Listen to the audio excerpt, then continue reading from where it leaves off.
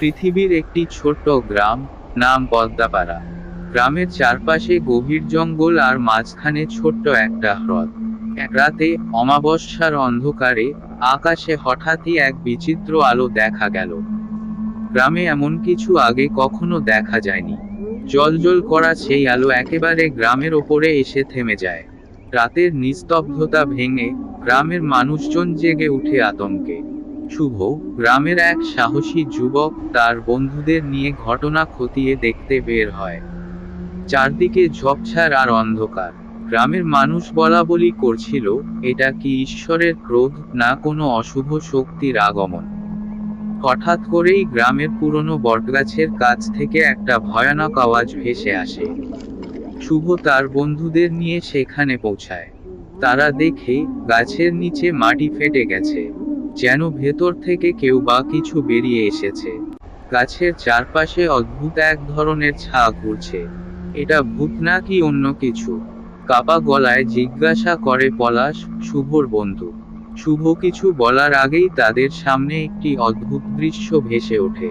কালো ধোঁয়ার ভেতর থেকে একটি ছায়ামূর্তি ধীরে ধীরে স্পষ্ট হয়। সেটি মানুষের মতো, কিন্তু চোখগুলো সবুজ, হাতের আঙ্গুলগুলো লম্বা আর অস্বাভাবিক। শুভ এক মুহূর্তে বুঝে যায়, এ কোনো মানুষ নয়। অবস্থা বেগতিক দেখে তারা পালানোর চেষ্টা করে, কিন্তু ছায়াটি যেন তাদের থামিয়ে দেওয়ার জন্যই চারপাশে ঘনীভূত হতে থাকে। এদিকে, গ্রামের প্রবীণ সাধু বাবা বলেন, এটি কোনো ভূত নয়, এটি এলিয়েন। হয়তো পৃথিবীতে ধ্বংস করার জন্য এসেছে, কিংবা আমাদের কোনো পরীক্ষা নিতে। শুভ এবং তার বন্ধুরা সেদিন রাতে কোনো মতে পালিয়ে বেঁচেছিল। তাদের শরীর ঘামে ভেজা, মাথায় অসংখ্য প্রশ্ন। ছায়ামূর্তির সেই সবুজ চোখ, অদ্ভুত অঙ্গভঙ্গি এবং অজানা শব্দ তাদের মনে গভীর ভয়ের জন্ম দিয়েছিল। তারা গ্রামে ফিরে গিয়ে এই ঘটনা সবাইকে জানায়। পরদিন সকালে, গ্রামের মানুষজন বটগাছের নিচে জড়ো হয়। ফাটা মাটি আর পুড়ে যাওয়া ঘাস দেখে সবাই অবাক। সেখানকার মাটি যেন আঙুল দিয়ে কেউ খুঁড়ে দিয়েছে। কারো সাহস হয় না কাছে যাওয়ার। শুভর দাদু, যিনি গ্রাম সম্পর্কে অনেক পুরনো কাহিনী জানেন, বলেন, 100 বছর আগে এই গ্রামের মাটিতে এক অদ্ভুত পাথর পাওয়া গিয়েছিল। তখন মনে করা হয়েছিল, এটি স্বর্গ থেকে পড়া কোনো বস্তু। কিন্তু সেদিনের পর থেকে গ্রামের মানুষ অলৌকিক ঘটনাগুলো দেখতে শুরু করে। হয়তো সেই পাথরই আবার আমাদের বিপদ ডেকে আনছে। এদিকে শুভর রাতের ভয় এখনো কাটেনি। সে এবং তার বন্ধুরা ঠিক করে, তারা নিজেরাই এই রহস্যের সমাধান করবে। তারা রাতের অন্ধকারে সেই বটগাছের কাছে গিয়ে আরো তথ্য জোগাড় করার পরিকল্পনা করে। রাত গভীর হলে, শুভ, পলাশ, নীল এবং তার বোন মায়া গাছের দিকে এগিয়ে যায়। সঙ্গে টর্চ আর মোটা দড়ি। চারপাশে নীরবতা। কিন্তু গাছের কাছে পৌঁছানোর পর তারা যে দৃশ্য দেখে, তা তাদের স্তব্ধ করে দেয়। গাছের নিচে এখন আর কোনো ছায়ামূর্তি নেই, বরং সেখানে দেখা যায় এক অদ্ভুত প্রতিচ্ছবি, যেন আয়নার মতো। আয়নার ওপারে এক অন্য জগৎ। সেখানে আকাশ রক্তলাল, মাটি কালো, এবং আকাশে উড়ছে অদ্ভুত প্রাণীরা। শুভ আয়নার সামনে দাঁড়িয়ে ফিসফিসিয়ে বলে, এটা কি কোনো নতুন জগৎ? মায়া ভয় কেঁপে ওঠে। আমরা এখান থেকে পালাই শুভদা, এটা ভালো কিছু নয়।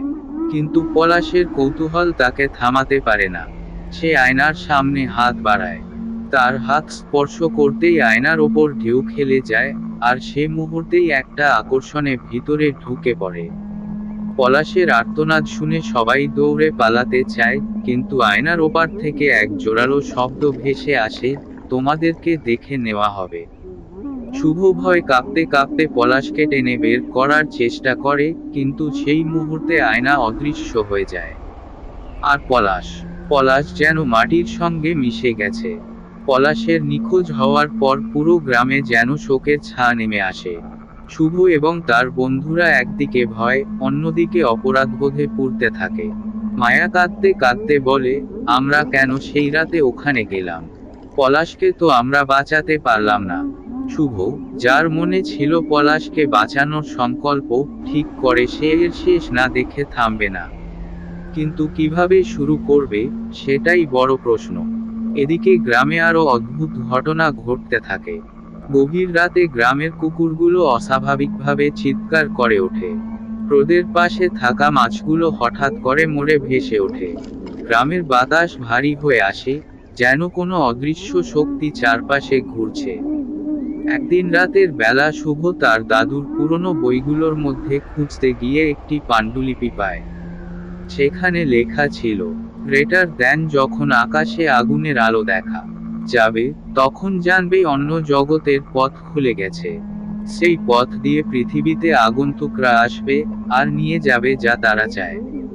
তাদের থামানোর একমাত্র উপায় হলো সেই প্রাচীন পাথর, যা এই গ্রামের মাটির গভীরে লুকানো আছে। শুভ পাণ্ডুলিপিটি পড়ে ভয় এবং উত্তেজনায় ভরে যায়। সে ঠিক করে, তাকে সেই পাথর খুঁজে বের করতেই হবে। অন্যদিকে পলাশের জগৎ। পলাশ ঘুম থেকে উঠে দেখে, সে এক সম্পূর্ণ ভিন্ন জায়গায় এসে পড়েছে। আকাশ রক্তলাল, চারদিকে অদ্ভুত সব গাছ, আর সেই গাছগুলো থেকে বের হচ্ছে আলোর রেখা।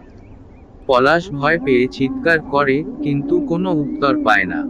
কিছুক্ষণ হাঁটার পর সে দেখতে পায় একটি বিশাল ধাতব কাঠামো, যা আকাশ পর্যন্ত উঠে গেছে।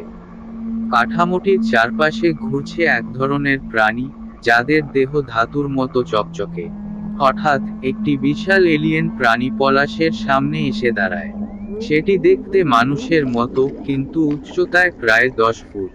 তার চোখগুলো সম্পূর্ণ সাদা, মুখ থেকে বের হচ্ছে এক ধরনের ফিসফিস আওয়াজ। পলাশ ভয় পেয়ে পিছু হাঁটে। কিন্তু প্রাণীটি বলে ওঠে, তুমি এখানে এসেছো আমাদের ইচ্ছার বাইরে।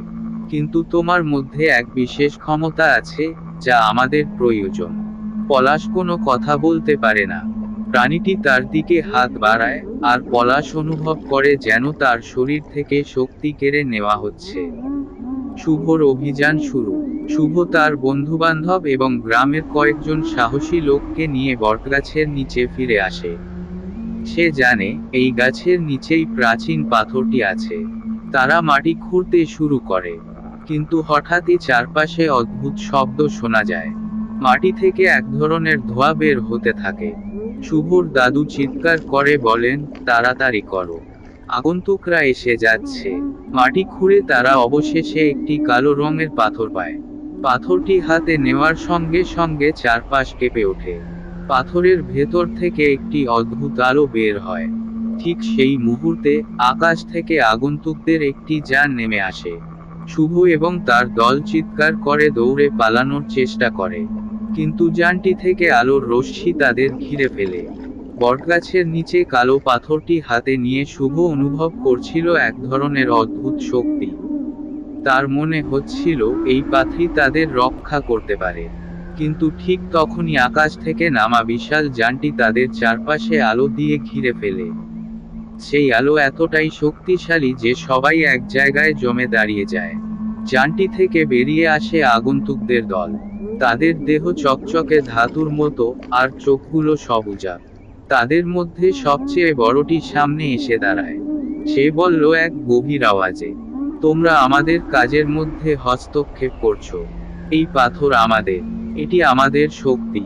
পাথরটি ফেরত দাও, নইলে তোমাদের গ্রাম ধ্বংস করে দেওয়া হবে। পলাশের আবিষ্কার। অন্যদিকে পলাশকে এলিয়েনদের জগতে এক ধরনের বন্দী করে রাখা হয়েছিল। সে ধাতব কাঠামোর ভেতর ঘুরতে ঘুরতে একটি ঘরে প্রবেশ করে, যেখানে আরো অনেক অদ্ভুত পাথর রাখা ছিল। পলাশ বুঝতে পারে, এগুলোই এলিয়েনদের শক্তির উৎস। কিন্তু তার চোখ আটকে যায় একটি বিশেষ পাথরে, যা কালো পাথরের মতো দেখতে। পলাশ ধীরে ধীরে সেটির কাছে যায়। সে পাথরটি ছুঁতেই তার মনে হয়, এটি যেন তার সঙ্গে কথা বলছে। পাথরটি বলে, তুমি পৃথিবীর সন্তান। এই পাথর তোমাদের পূর্বপুরুষদের তৈরি। এটি তোমাদের রক্ষা করবে। পলাশ পাথরটি হাতে নিয়ে অনুভব করে, সে যেন এক বিশাল শক্তি অর্জন করেছে। সে ঠিক করে, তাকে এই শক্তি ব্যবহার করে পৃথিবীতে ফিরে যেতে হবে এবং এলিয়েনদের মোকাবিলা করতে হবে। গ্রামে ফিরে যাওয়া। পলাশের শক্তি এতটাই বৃদ্ধি পায় যে সে একটি ছোট্ট আলোকরশ্মি তৈরি করতে পারে। সেই শক্তি ব্যবহার করে সে ধাতব কাঠামোর মধ্যে একটি ফাটল সৃষ্টি করে এবং পৃথিবীর পথে ফিরে আসার পথ খুঁজে পায়। গ্রামে ফিরে এসে পলাশ দেখে শুভ এবং তার দল বিপদে রয়েছে। এলিয়েনরা পাথরটি কেড়ে নেওয়ার জন্য তাদের আক্রমণ করতে শুরু করেছে। শুভর হাতে থাকা কালো পাথরটি আলো ছড়াচ্ছে, কিন্তু সে জানে না কিভাবে এটি ব্যবহার করতে হবে। পলাশ চিৎকার করে বলে, শুভ, পাথরটি তোমার হৃদয়ের শক্তি দিয়ে চালাও। এটা আমাদের অস্ত্র। চূড়ান্ত লড়াই। শুভ পলাশের কথা শুনে কালো পাথরের দিকে মনোযোগ দেয়। সে তার সব সাহস আর ক্রোধ একত্র করে পাথরের দিকে তাকায়। হঠাৎ পাথরটি থেকে এক তীব্র আলোর বিস্ফোরণ ঘটে।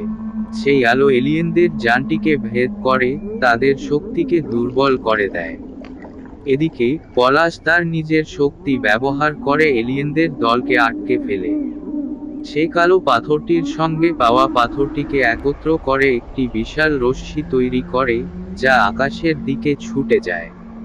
সেই রশ্মি আঘাত করার সঙ্গে সঙ্গে এলিয়েনদের যানটি ধ্বংস হয়ে যায়। অন্তিম মুহূর্ত। যানটি ধ্বংস হওয়ার পর এলিয়েনরা নিঃশব্দে একে একে অদৃশ্য হয়ে যায়। পলাশ এবং শুভ অবশেষে গ্রামকে বাঁচাতে সক্ষম হয়। কিন্তু শুভর দাদু তাদের জানায়, তোমরা আজ বেঁচে গিয়েছ, কিন্তু এই পাথরকে চিরতরে লুকিয়ে রাখতে হবে, নইলে তারা আবার আসবে। গ্রামের সবাই মিলে পাথরটিকে হ্রদের গভীরে চিরতরে ডুবিয়ে দেয়। গল্প শেষ হয় শুভ এবং পলাশের এক গভীর উপলব্ধিতে, মানুষের সাহস এবং ঐক্যই সবসময় যে কোনো অশুভ শক্তিকে পরাজিত করতে পারে। ধন্যবাদ। এমন আরও গল্প পেতে আমাদের চ্যানেলটি সাবস্ক্রাইব করে সাথে থাকুন।